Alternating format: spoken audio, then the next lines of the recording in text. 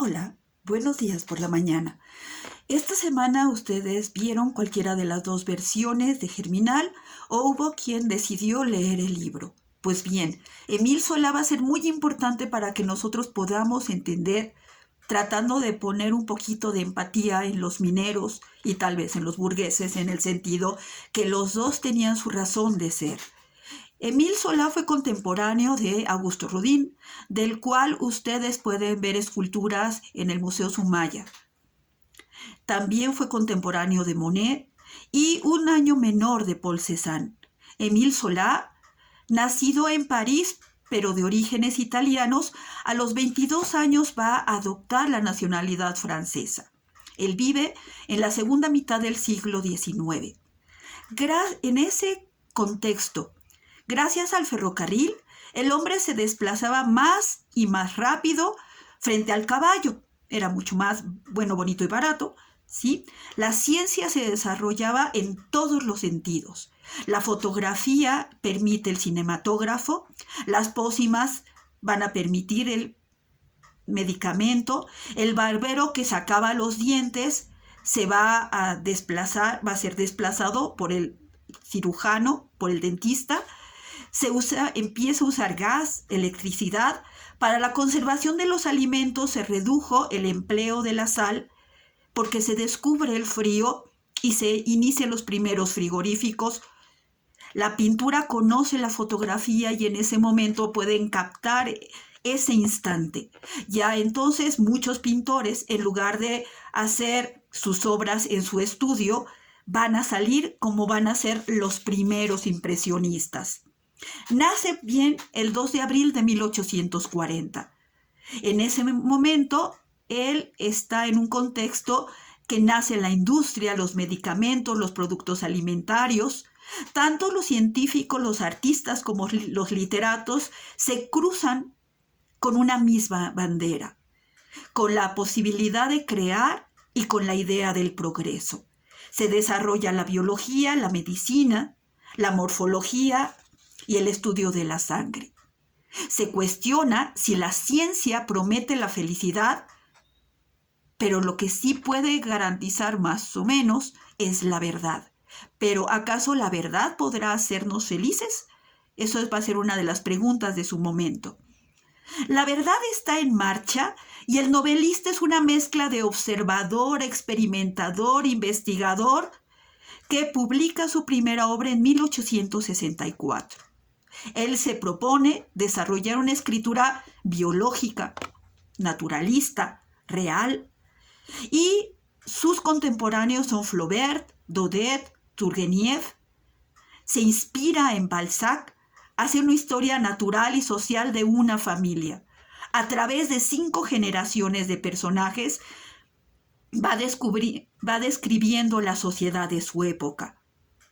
En su obra sintetiza tanto el romanticismo de Víctor Hugo como el realismo de Balzac y el análisis de la sociedad francesa de su momento.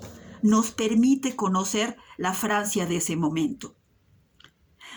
En sus encuentros con los mineros, su investigación, el haber entrado a la mina, el haber vivido sus quejas, su forma de vida, va a escribir Germinal en 1885, pero él da el contexto de 1863.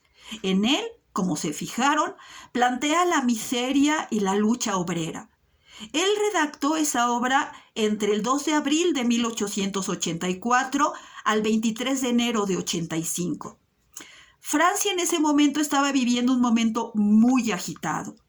La exigencia de una enseñanza primaria gratuita, laica y obligatoria, que si les suena conocido, sucedió en México. Se exige la libertad de reunión, de prensa, el derecho sindical. Si ustedes se fijaron o se van a fijar al final de Germinal, es lo que dice: las diferentes huelgas y luchas van a permitir llegar a una victoria, y la victoria es justamente el derecho sindical. Se restablece el divorcio.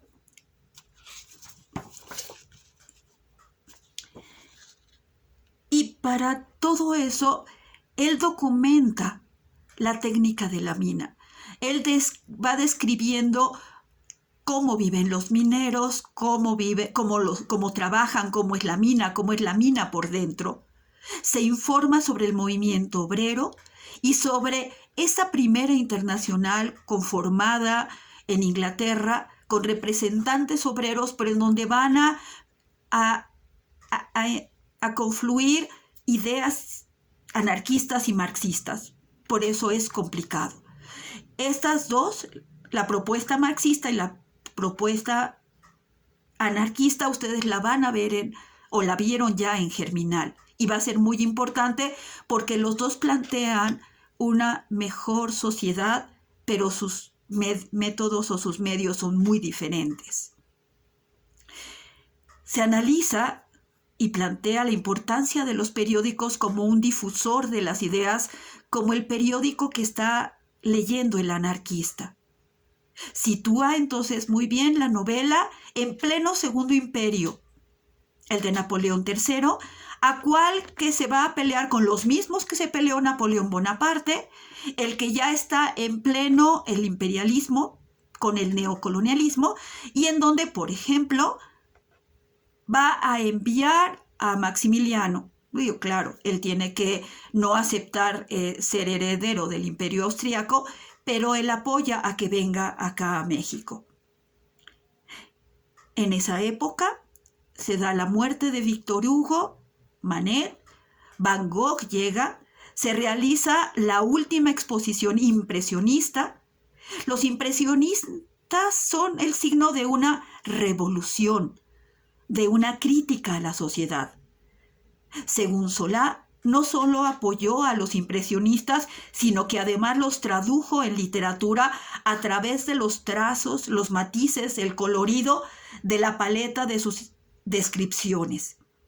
Eso lo plantea en la introducción Óscar Caballero a la publicación de Germinal de Ediciones Acal en el 2017. Tiene un amor a la verdad y niega la autocensura. Para Solá, la pintura y la literatura eran dos maneras de afrontar el tema. A sus 62 años muere y en el cementerio de Montmartre, ante la delegación de mineros de Dedén, desfila el féretro al grito de Germinal. O sea, para los mineros franceses, Germinal va a ser muy importante porque la novela publica o muestra a la sociedad, primero francesa, cómo es su vida. Sobre Germinal, aunque la ciudad minera de carbón es ficticia, sí existe una población real situada en la región norte, el Paso de Calais. Etienne, que es el socialista, es el hilo conductor para presentar la historia. Como ya les dije, gobernaba Luis Napoleón III. Presenta la realidad de cómo vivían los mineros. Cuando escribe más o menos que la mitad de la producción de carbón proviene de 13 minas al norte de Francia. La compañía de Ancin tenía capital fuera de la región y un consejo de administración parisino mostrando que el capital estaba alejado e ignorante de las realidades cotidianas. Los dueños de las minas formales no vivían ahí y el administrador que estaba ahí no necesariamente entendía las necesidades de los mineros porque, como se dieron cuenta, él vive de otra manera. Las compañías mineras promovieron la construcción de poblados donde la empresa controlaba tanto el lugar de trabajo como la vivienda. Los menores de edad, que tenían casi 12 años, tenían que levantarse a trabajar. Según la ley de 1841, los menores de 12 años podían trabajar en el fondo de las minas de carbón. Pudo detallar las descripciones sobre los trabajos de la mina, ya que Solá visitó a Ancin. Bajó a la fosa, conoció de primera mano cómo era la vida real, cómo se organizaba el trabajo y el funcionamiento de las máquinas.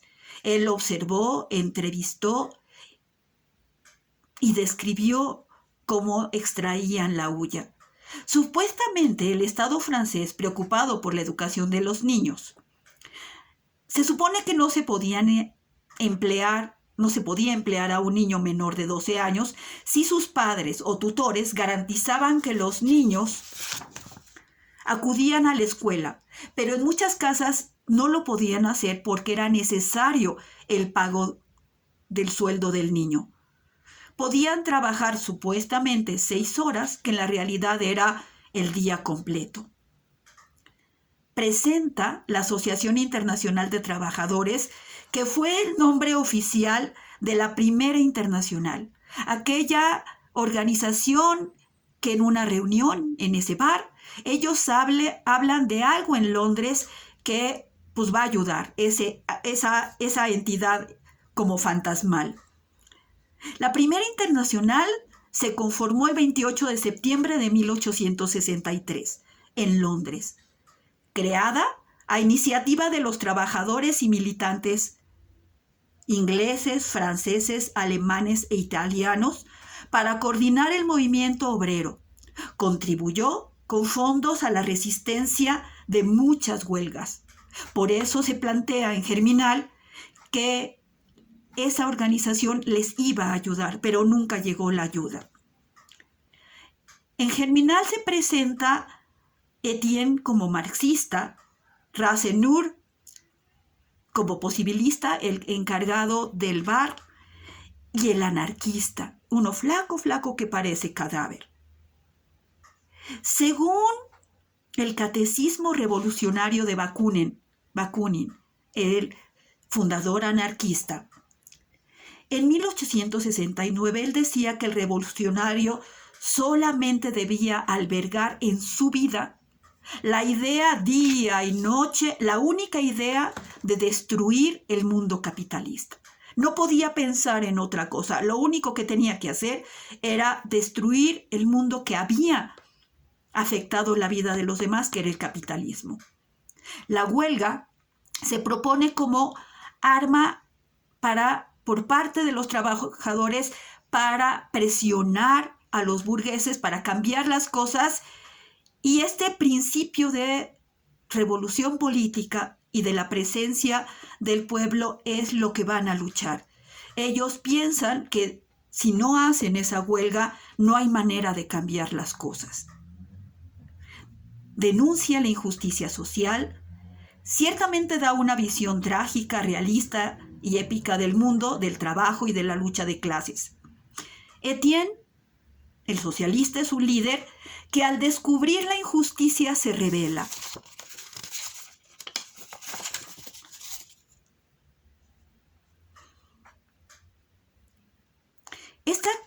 Esta crisis, como la que ellos viven por la bajada de sueldos, Francia la vivió, por ejemplo, en 1848, dado que hay una crisis agrícola que genera malas cosechas, que esto afectó a la industria, que casi provoca una bancarrota, que generó desempleo.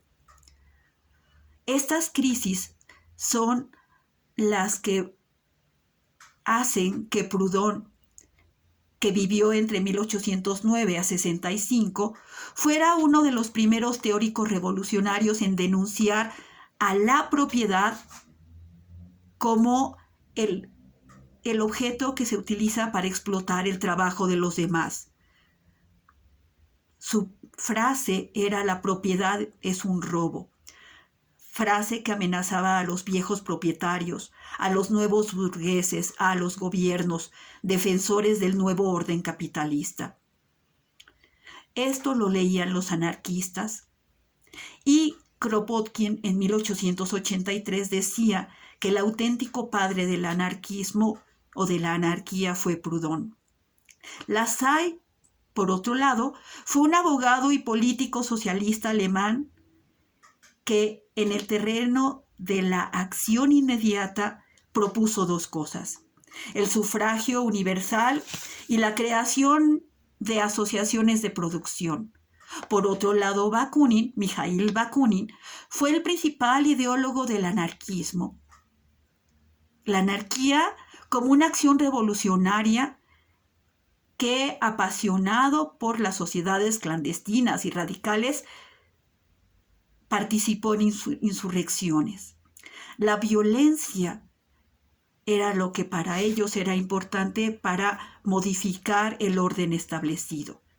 En Germinal vemos que pudo una violencia colectiva incontrolable, como fue en su momento en la Comuna de París, del 18 al 28 de mayo de 1871, y del cual Solá fue testigo. Estos son algunos referentes que tomen en cuenta ustedes ya que vieron Germinal. Muchas gracias.